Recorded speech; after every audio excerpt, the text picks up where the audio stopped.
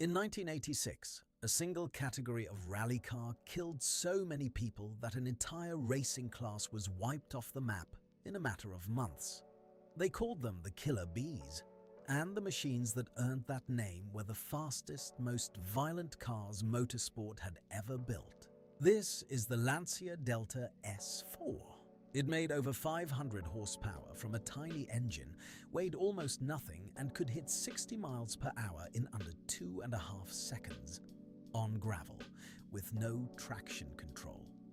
To this day, no factory rally car has been allowed anywhere near this much power. They didn't just push the limit, they erased it. To understand how it got this insane, you have to understand the rules. Group B had almost none. Manufacturers only had to build 200 road cars to go racing, so the engineers stopped asking what was safe and started asking what was possible.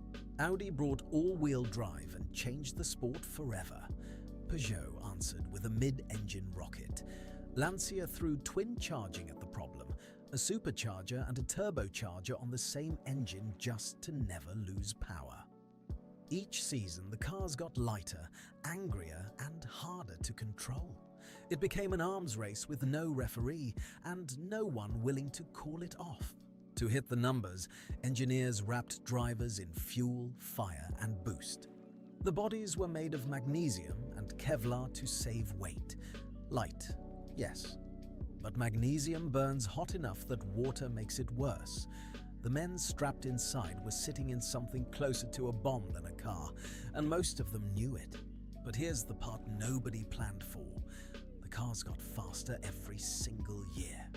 The roads did not, and the crowds, they stood on the road itself, parting like water and slamming shut behind cars traveling well over 100 miles an hour.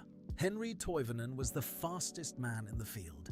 Some said he was driving a car too quick for any human mind to keep up with.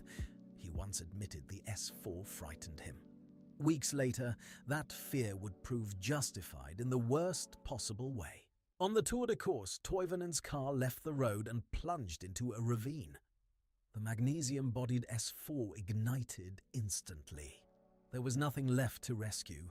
He and his co-driver were gone before anyone could reach them. It was the final straw. Just months earlier, a car had plowed into spectators in Portugal, killing 3 and injuring dozens. Now the sport's biggest star was dead. The governing body acted overnight. Group B was banned for the following season. The even more extreme Group S, already in development and rumored to make even more power, was cancelled before a single car ever turned a wheel in anger. Today, these cars are worth millions, and they almost never run. They are too valuable, too rare, and quietly too dangerous. For 4 short years, motorsport built the closest thing to a missile with a steering wheel, and then it made sure nothing like it would ever be allowed again.